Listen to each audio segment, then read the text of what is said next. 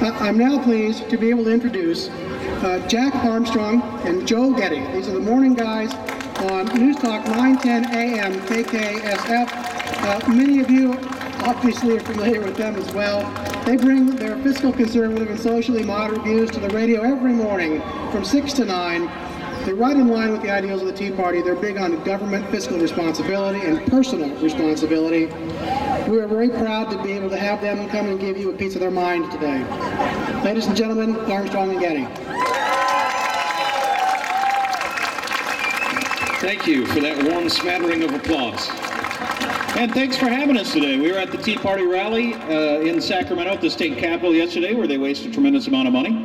And it's good to be here also today and see a crowd. And this is the sort of thing that has been going on for a couple of hundred years, little gatherings like this that kept steering the country in various directions. Can that still work is the question. I hope so, because if it can't, we're screwed or doomed or scroomed, as we say on the Armstrong and Getty show. So this is what radicals look like. I've always wondered what y'all look like. The truth is, when anything, including this beautiful country, gets way over here, somebody who's right here in the middle of traditional values and what built this country is going to look like a radical to a lot of people. And you're going to be urged over and over again, come on now, you've got to compromise. You've got to move over here. You're not a moderate, be a moderate. The principles are here. You are here. Stay here. Have them come here. An encouraging note, very briefly. The pendulum is always at its furthest point to the extreme before it turns and goes in the other direction. Do not grow tired in the fight. It's got to come back sooner or later.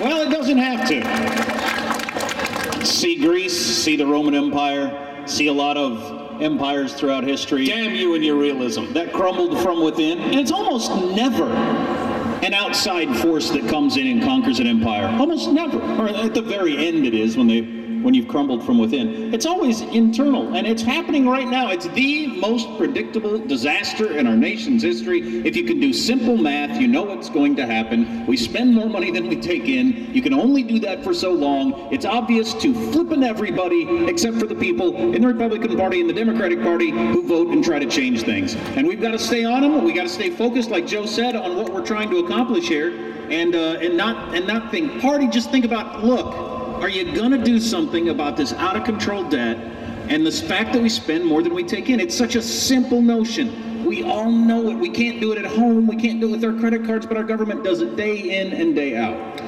Jack talked about the crumbling of empires, and it's almost always from overreach of one sort or another. Maybe it's the attempt to expand to a worldwide power, whether you're talking about Genghis Khan or the British Empire, or some would argue the American Empire. Hello, Dr. Paul, wherever you are.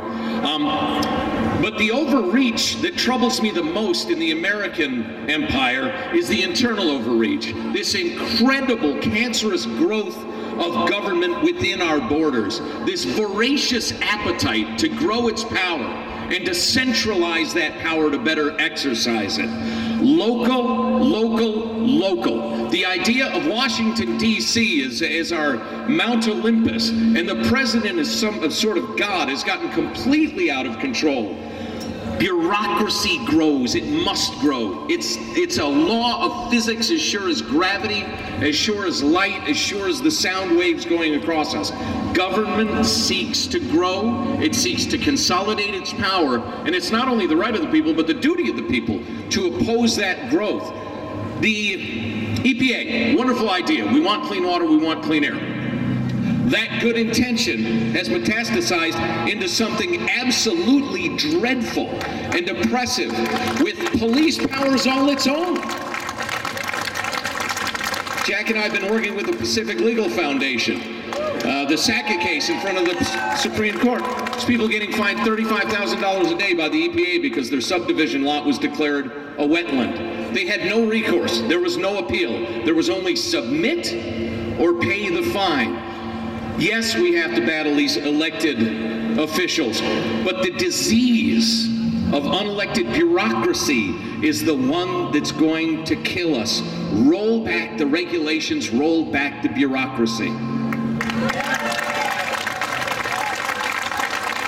And boy, it is a sickness that has infected our government, especially at the federal level. I mean, we got that story over the last couple of weeks of that agency going to Vegas and spending about $1 million on a party. I mean, you don't do that unless you're in a culture surrounded by people that think that that's okay. You got the Secret Service hiring hookers to come to their hotel rooms. I mean, all through and through our government, they just don't care anymore. It's just, it is literally the end of Rome. I mean, it's absolutely amazing. It's just a big party for those people. And we've got to keep gathering like this and trying to send the message that there are people paying attention, that we are watching, and we're going to try to do something about it.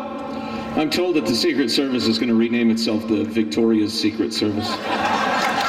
I don't know how reliable that rumor is, but that is the sort of witty commentary you'll hear tomorrow morning on the Armstrong and Getty show. I hope you tune in. Speaking of which, David was a little concerned about when we went on, and he thought we might be worried about going on too close to Brian and the good folks from KSFO. We are not competitors. We are countrymen today when we're talking about this. We have Republicans here today, we have Libertarians, we have declined to states, we've got some nasty, dangerous rogue Democrats here today. God bless y'all for being here today. Do not become discouraged, do not become convinced that you are somehow a radical unless it's a radical for reasonableness, a radical for the Constitution, and more importantly, a radical for the principle, the very principle at the heart of the Constitution, which is the need, the right of people to expect limited government. Less government, less government, less government till my dying day. I will be preaching that, and I hope you'll join us in that fight. And every time you hear the president talking about the Tea Party and its influence, every time you hear about Republicans being held hostage by the Tea Party, awesome. That's awesome. That's absolutely awesome. That should get you excited and think about these meetings, and we hope there's more of them, and we'll go to every one we can make it to, and we hope you do too. And when you hear the Tea Party's kind of fading, sure it is. That's fear, baby. That's fear. We're not fading. Never apologize for what you believe. Never apologize for freedom. It's messy. It's rough and tumble. It makes winners. It makes losers. People get bloody lips. They skin their knees. They fall down, but they get up again. The New York Times, of all newspapers, had a giant piece recently. Well, one about the giant welfare state, which is now apparently designed to help everybody from you make $120,000 on down, which is ludicrous. But they had a great piece about the single most important aspect in someone's life of whether they will be a success is whether they have failed. Have they gotten knocked down and gotten up again? If the answer is yes, that's a successful person in the making. If someone's been coddled, they will never be a success. We've seen it over and over again. We've raised our children with that belief. Never apologize for the rough and tumble of freedom. Never apologize for the Constitution. Never apologize for the United States of America and what made it great. God bless you. Thank you very much for being here.